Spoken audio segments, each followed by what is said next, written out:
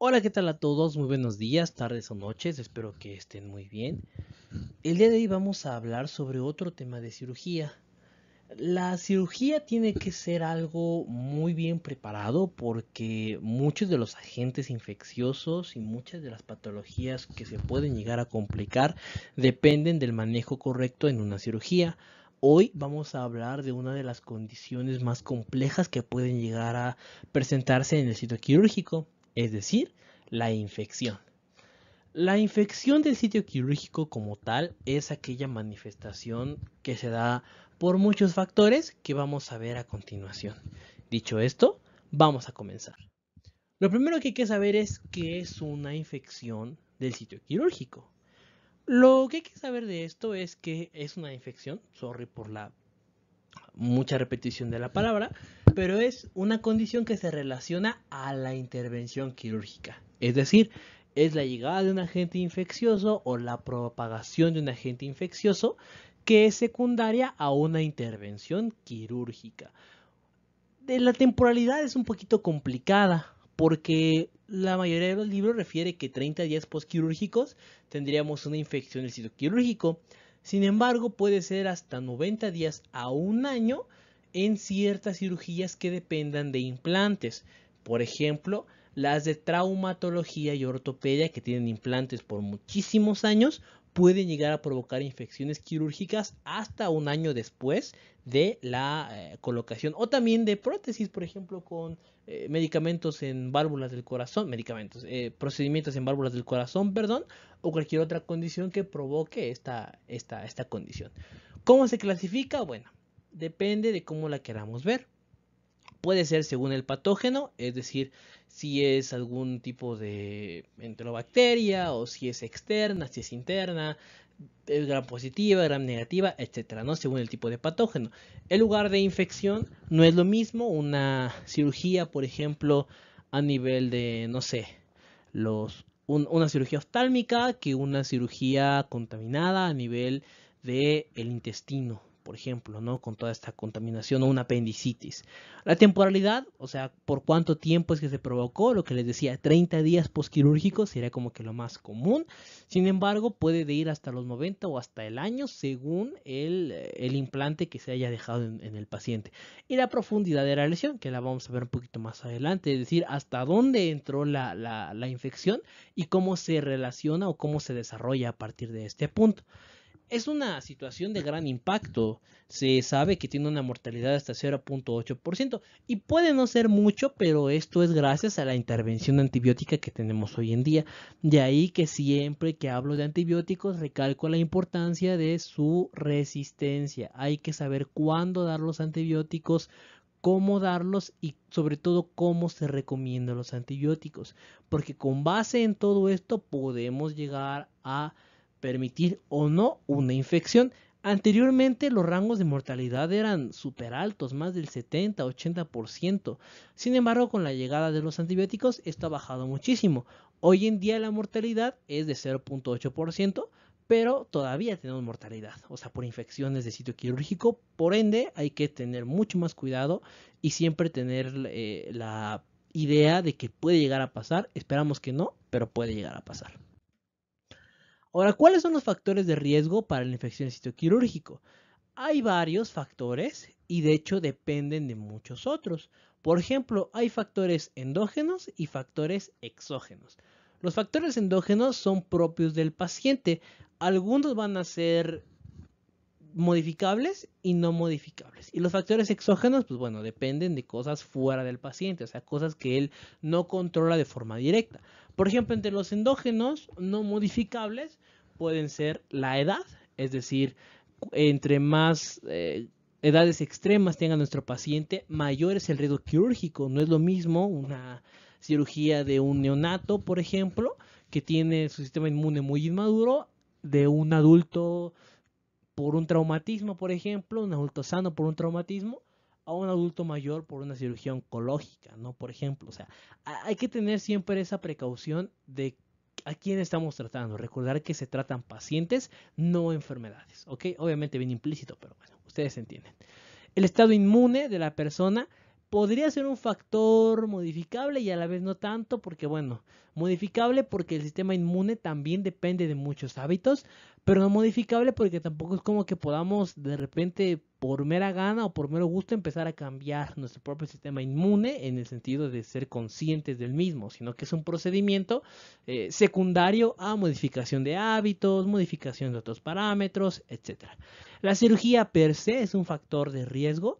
No es lo mismo, como les digo, un traumatismo en una fractura de muñeca, por ejemplo, que se ha expuesto a una cortada, ¿no? Por ejemplo, y que necesitemos unas suturas nada más. O sea, es importante que es la cirugía o una cirugía abdominal contaminada, por ejemplo, que ya tenga, no sé, algún tipo de obstrucción intestinal con perforación intestinal o cualquier otra cuestión del intestino, que por lo regular son como que el ejemplo más común para ver la propia cirugía. Y la vía hematógena y linfática del paciente, es decir, cómo se distribuye la sangre y la linfa en el mismo y cómo es que las infecciones pueden llegar a través de estas vías a todo el organismo. Y los factores exógenos, es decir, los que no dependen para nada del paciente, sino del exterior, sería el personal quirúrgico, o sea, nosotros podríamos llegar a ser una fuente de contaminación. El ambiente y el aire, es decir, toda la polución o el ciclo constante que debe tener el quirófano para una limpieza, la temporalidad de la lesión o la temporalidad de cuánto estemos tardando en la cirugía. Se sabe que cirugías de más de 4 horas tienen un riesgo muy alto de infección y por ello se deben de administrar una segunda dosis antibiótica. Ahorita vamos a platicar de ello cuando hablemos de la profilaxis antibiótica. Las herramientas que se usan tienen que ser desinfectadas de una forma correcta, es decir, la correcta asepsia y antisepsia. Y la profilaxis excesiva es un factor de riesgo, es decir, tenemos que tener cuidado de administrar media hora antes nuestros fármacos, nuestros antibióticos para la cirugía y no aplicar desde una semana antes, por ejemplo, como muchos lo hacen en cirugías programadas, porque eso no disminuye el riesgo, todo lo contrario, altera el microbioma y al alterar el microbioma lo que sucede es que tenemos que tener la idea de que si este microbioma está afectado, muchas bacterias buenas, muchos bichitos buenos que están en nuestro intestino, por ejemplo, que nos ayudan a funciones variables, pues van a llegar a dañarse al final de cuentas. Y van a evitar la protección, que es lo que hace por regular estos bichitos. Estos son otra tablita de factores de riesgo. De hecho, esta es una imagen que estaba en la diapositiva anterior, pero aquí se las presento para explicarlas de mejor manera. Que sería, por ejemplo, factores de riesgo relacionados con el huésped, que sería, por ejemplo, la hiperalbuminemia, o sea, son factores intrínsecos, la desnutrición, el cáncer, la diabetes mellitus, la hiperglucemia, pacientes con ASA, edad avanzada, obesidad y el tratamiento inmunosupresor, que todo esto se resume a esta palabra, inmunosupresión, es decir, la disminución del sistema inmunológico. El foco infeccioso en sitio anatómico distante y la estancia preoperatoria prolongada. ¿Ok? Si es una cirugía programada, no se recomienda que el paciente tenga muchísimo tiempo en el hospital, sino que llegue a una hora que es de cita y se programe para que pase muy rápido. Y factores que son relacionados con el procedimiento, bueno, puede ser un cirujano inexperto, una contaminación bacteriana. ¿De qué depende la contaminación bacteriana? Dependería de un número muy elevado de personas en la sala, o sea, muchos observadores pueden llegar a ser un factor de riesgo porque son básicamente un fomite andante. Una estancia preoperatoria prolongada, lo que les decía, que igual está aquí. El rasurado sobre todo con rastrillo, porque se ha demostrado que los microcortes que se llegan a generar, o ni tan microcortes, a veces son cortes muy visibles, pues obviamente son un factor de riesgo para la entrada de muchos agentes, ¿no? Infecciosos. Y con el estado inflamatorio constante que da el mismo trauma, la inmunosupresión que da el mismo trauma, pues el paciente es mucho más susceptible al daño. Y la PA inadecuada, o sea, una presión de aire inadecuada, como les digo, factores propios del quirófano. Un lavado no correcto, preoperatorio con antisépticos adecuados, perdón. El tipo de cirugía, por ejemplo, lo que les decía, no es lo mismo la cirugía abdominal baja que los drenajes abiertos. La hipotermia perioperatoria, el traumatismo tisular que puede ser provocado por un tiempo quirúrgico prolongado, más de 4 horas. Procedimientos múltiples, es decir, que hayan múltiples cortes y por lo tanto múltiples vías de acceso.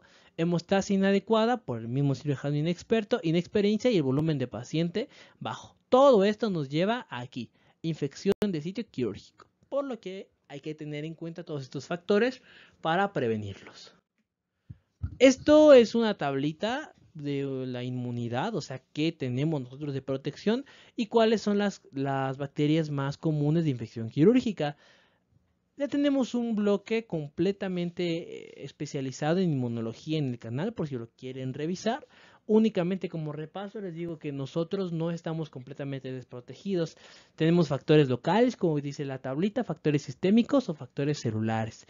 Los factores locales dependen obviamente de cada zona en la que estemos, es decir, si es un tejido ciliado, si es un tejido estratificado, si es una defensa con glándulas, si es una defensa con microbioma, por ejemplo, factores humorales, si hay opsoninas, las inmunoglobulinas, las células, o sea, quienes llegan a atacar. Aquí es importante que nos ubiquemos en dónde estamos para ver qué vamos a ocupar para nuestra defensa. Y en cuanto a los organismos más comunes, tenemos a los cocos gram positivos, donde el rey de todos es el Staphylococcus aureus, que si bien puede llegar a ser una bacteria que está en armonía con nosotros, en muchas ocasiones puede ocurrir una disbiosis y ocasiona daños, ¿ok? Bacilos gram negativos, Escherichia es muy común, así como pseudomonas en cuanto a infecciones intrahospitalarias, salmonella, serratia, shigella, etc. Y cocos gram negativos como la neisseria, ¿no? Con gonorrea o meningitis. Y anaerobios que también pueden llegar a presentarse en el caso de los pacientes con infecciones de sitio quirúrgico. De todas maneras, como ya saben, les dejo la tablita para que ustedes mismos chequen la información y le tomen una captura si así lo desean. Ahora, hablando de la clasificación, lo que decíamos, ¿no? Ya vimos la temporalidad, las 4 horas es un factor de riesgo mucho mayor, o también la estancia prehospitalaria larga es un factor de riesgo para la infección. En cuanto a la profundidad, hay que ver cuánto tiempo tarda en desarrollarse la afección. Si es incisional y superficial, obviamente, si solo afectó, ¿a qué me refiero con incisional y superficial? Que solo haya afectado piel y tejido celular subcutáneo. En estas puede ser hasta 30 días postquirúrgicos, o sea, más ya es muy raro que llegue a pasar porque es más agudo, es más superficial. ¿Qué es lo que tendríamos que hacer y qué encontramos? Bueno, por lo regular, un drenaje purulento. Es muy común encontrar un drenaje purulento. Y el cultivo va a salir positivo. ¿A qué? Bueno, depende, ¿no? De qué es lo que haya infectado esa herida. Por lo regular sería estafilococos, pero pues siempre puede llegar a haber algún agente por ahí inusual. Puede presentarse un signo o un síntoma. O sea, no hay muchas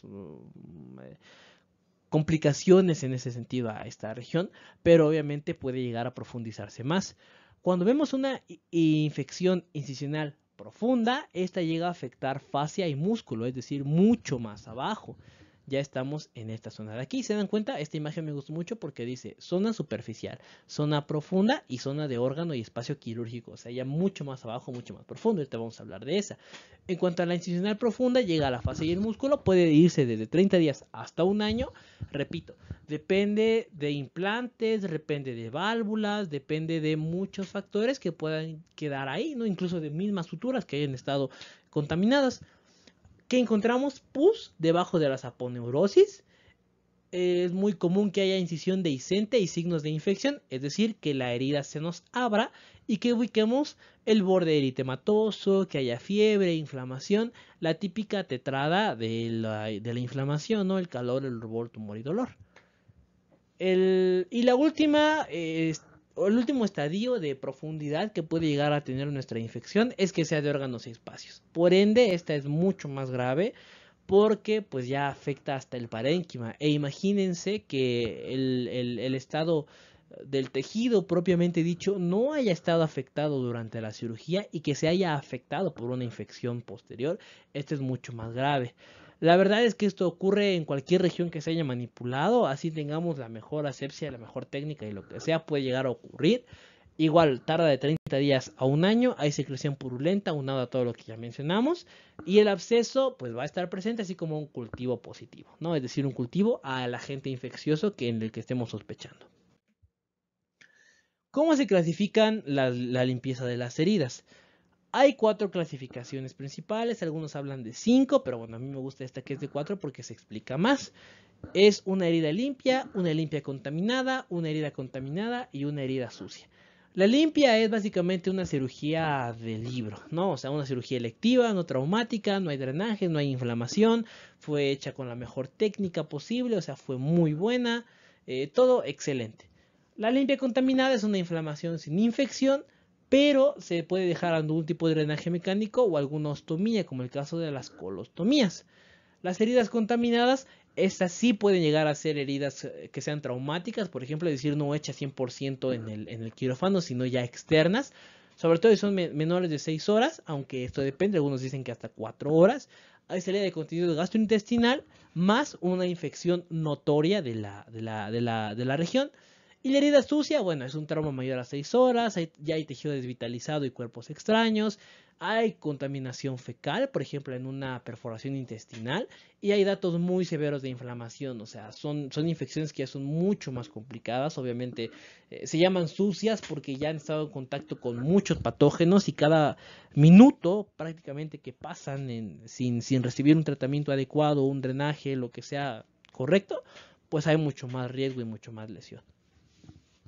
Por ejemplo, si aquí observamos esto, evidencia de pus o purulencia, no, vísceras perforadas o necróticas, no, no están purulentas o están en cualquier, o no hay inflamación ni salida del contenido del intestino, pues no. Hay ruptura de la técnica quirúrgica, pues no. Fue respiratoria, genitourinaria o del tracto enteral, no, pues bueno, vamos a ver en la clase 1. Si fue respiratoria o del tracto enteral, podría llegar a contaminarse, entonces va a ser limpia contaminada, ¿no? O sea, depende de la región también en la que fue hecha. No es lo mismo que yo haga un corte muy limpio a nivel, no sé, de la mano, por ejemplo, a que yo lo haga del tracto respiratorio, genitourinario o enteral, porque allí es donde hay muchas más bacterias, que es justamente donde nos protegen de la entrada de agentes patógenos. O puede que ya haya una ruptura de la técnica estéril, que haya inflamación del intestino o salida del mismo, ya es clase 4 contaminada y ya evidencia de pus, purulencia y demás situaciones, ya no se habla de una clase 4, ¿no? Completamente infectada. Esta clase 3, perdón. Esta clase 4, completamente infectada. Esta es el mismo esquema que veíamos anteriormente, un poquito más actualizado, pero pues básicamente es lo mismo. Tracto respiratorio, alguna afección en purulencia o alguna víscera perforada, ¿no? Las 4 clases de heridas.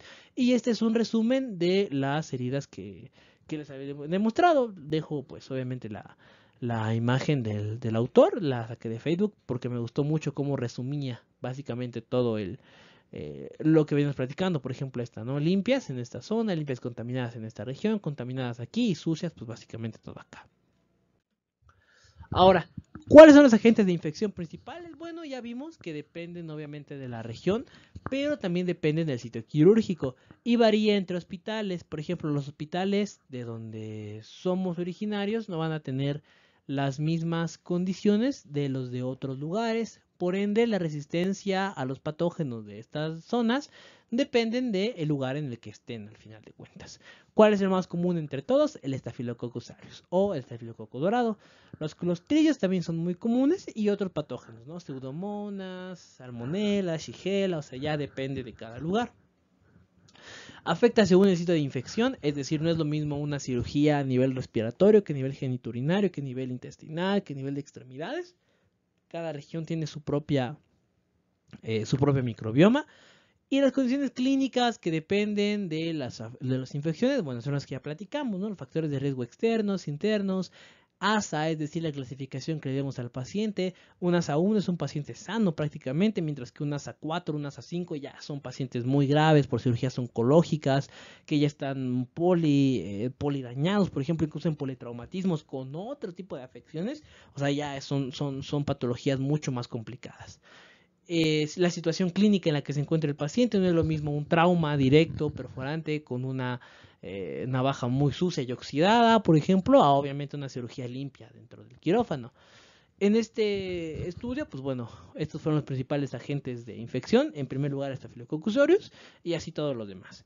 Y bueno, aquí en este hospital, Luis Blanco Gasperi en Venezuela. Estos fueron los más comunes, los ácidos gram negativos, los cocos y los hongos, ¿no? Les digo, esto depende de cada lugar en el que ustedes se encuentren. No es lo mismo el microbioma del ambiente de mi ciudad al ambiente de otras ciudades. Pero obviamente hay patógenos que se comparten. Esto es lo que les decía por regiones anatómicas lo más frecuente.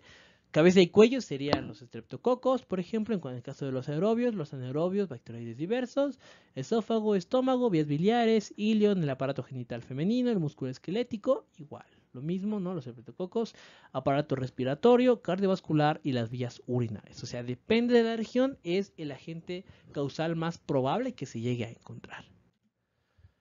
Ahora, ¿qué hacemos con la profilaxis antibiótica? ¿Se da? ¿No se da? ¿Ustedes qué creen? Bueno, como la diapositiva lo dice, no se da en todos los casos. La verdad, la profilaxis antibiótica es un debate muy grande porque depende de muchos factores. ¿Cuál es la evidencia o la frase rápida que podría resumir esto? No den profilaxis antibiótica antes de cada cirugía, a menos que lo requiera. Riesgo-beneficio, ¿y en qué nos podemos basar para esto? Pues en el riesgo-beneficio, como les digo, es decir, qué tan adecuado es que yo le dé al antibiótico y qué tanto me beneficia a mí. Temporalidad de la lesión, o sea, qué tanto va a tardar esa cirugía, más de 4 horas, se puede dar hasta doble dosis. Y marcadores epidemiológicos, no es lo mismo una cirugía, como los libros, ¿no? El amor en tiempo de cólera, no es lo mismo una cirugía en tiempos de cólera que una cirugía en tiempos de ninguna vigilancia o ninguna advertencia epidemiológica. Dosis, se recomienda 2 horas antes de las cefalosporinas, aunque hoy en día se sabe que desde 30 a 60 minutos está más que perfecto porque pueden llegar a administrarse y absorberse de forma correcta. La segunda dosis se recomienda 3 horas postquirúrgicas, algunos dicen 4 horas postquirúrgicas, o cuando haya 1500 mililitros de pérdida sanguínea. Eso es importante, ¿por qué? Porque la pérdida sanguínea condiciona un estado de inmunosupresión. Por ello, si se pierde demasiada sangre, hay que reponer, además de la sangre, el antibiótico, ¿ok? Y aparte de eso, pues bueno, la eliminación propia del antibiótico. Si hay un esquema, por ejemplo, si yo quiero seguir, es que le voy a dejar su antibiótico por 7 días, tampoco se recomienda. Ya lo que se recomendaría sería un esquema menor a 24 horas, alguna dosis única posterior a la cirugía, según la necesidad del paciente, o sea, no en todos los casos se va a dar, y listo, con eso es más que suficiente. Si hay miedo o cualquier cosa, es porque no se realizó bien la técnica inicial. Porque si se realizó bien la técnica inicial, en teoría no debería de existir una infección del sitio quirúrgico. Y el espectro, bueno, vamos a ver qué antibiótico vamos a usar. ¿Un espectro amplio o un espectro específico? Y aquí, repito, depende de marcadores epidemiológicos. Si es una zona pues muy general, donde no hay un agente patológico en específico, donde ya se hizo un estudio y se vio que no hay un agente específico, pues ya puede usar un amplio, ¿no? Pero si ya hay un específico, bueno, ya se busca algún tipo de antibiótico que sea especial para ese agente, o en el caso de alguna herida ya perforada o con algún tipo de laceración o cualquier cuestión que ya sea una exposición muy amplia, ya se hace el uso de un antibiótico específico. Esta tabla viene de las GPC, sobre todo de la GPC de la infección histoquirúrgica, justamente, y me gusta mucho porque habla sobre el antibiótico recomendado según el tipo de procedimiento, por ejemplo, si es cardíaco, si es torácico, incluyendo los no cardíacos, gastroduodenales, tracto biliar, laparoscopía, apendicectomía y apendicitis no complicada, intestino delgado, herniaplastía, colorectal, colorectal, cabeza y cuello, y todas aquellas infecciones que pueden llegar a presentarse, como en neurocirugía, cesárea, histerectomía, oftalmología, ortopedia, urología. ¿Ok? Eso es muy común que se llegue a presentar y por lo tanto, si le quieren tomar captura de pantalla, ahí está, regresando un poquito en las otras diapositivas, pues justamente para que ustedes vean en dónde es que van a aplicar ese medicamento. Lo mismo. Y ahora, consideraciones finales. ¿Cómo podemos prevenir la ISQ, o sea, infección quirúrgico? Lo primero, una lista de verificación. O sea, lista de verificación de la OMS, es decir, el detenernos un rato a revisar la edad del paciente, los datos del paciente, repasar rápidamente la técnica quirúrgica y darnos cuenta de este volumen que tiene el paciente. Bueno, esto es muy importante, la seguridad quirúrgica, la lista de verificación, el lavado y medidas generales correctas, es decir, el lavado de manos, el aseo correcto entre las áreas, área blanca, área gris, área negra, el manejo prequirúrgico, a qué momento se le dio el antibiótico, cuánto necesitaba el antibiótico, cómo fue la lesión inicial, qué factores de riesgo tiene el paciente, etcétera. Los antibióticos, en resumen, hay que usarlos de forma adecuada para evitar resistencias. Siempre hago mucho énfasis en esto porque se estima que la próxima gran pandemia va a ser por una resistencia a los antibióticos. Y otros agentes, es decir, agentes especiales, dependen de la epidemiología y del personal a usar. Aunque este punto es un poquito contradictorio porque el personal a veces puede decir, es que esta es la mejor profilaxis, pero es por su experiencia, aunque los estudios mencionen que no es así, pero bueno, esa es otra cuestión. Ahora, ¿cuáles son las cirugías donde se recomienda profilaxis antimicrobiana? No en todas. Las del tracto gastrointestinal y vía biliar, las de ginecobstetricia, las de cabeza y cuello con apertura de la orofaringe, sobre todo por la contaminación cruzada de la región, la genitourinaria, la craniotomía, los ortopédicos, la cardiotorácica, los de dispositivos médicos, la cirugía oftálmica y la de hernias y mamas, según la extensión del procedimiento. Y bueno, muchísimas gracias por su atención. De verdad espero que les haya gustado el video. Ya saben que si les gustó pueden darle a like, suscribirse, comentar, activar la campana de notificaciones y sobre todo apoyarnos mucho en el canal. Me gustaría despedirme con esta frase de Lao Tse que dice: un árbol enorme crece de un tierno retoño. Un camino de 1000 pasos comienza en un solo paso. No se desanimen, que todo les va a salir muy bien. Muchas gracias por su atención y nos vemos pues hasta la próxima.